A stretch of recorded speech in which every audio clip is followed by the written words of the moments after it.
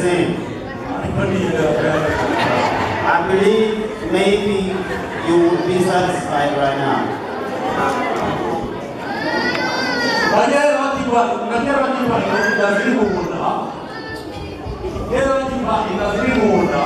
Before, when they used to pay a price for the bride, what they sell in stomach,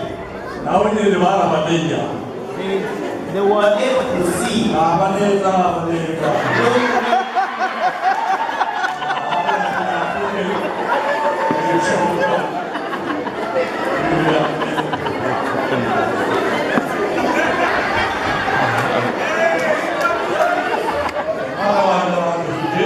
My son is bad.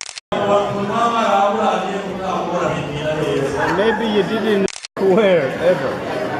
I don't think the mic's on. I don't think the mic is on. I don't hear anything. If you see her, please give us sign.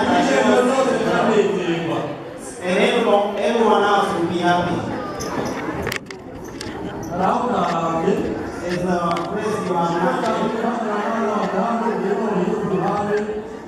which is why I did stand over here.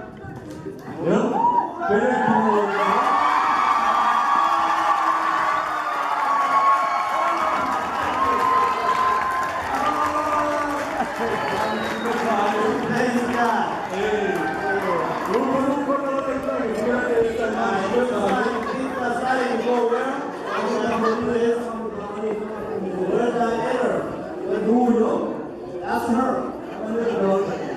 Look where. Yeah.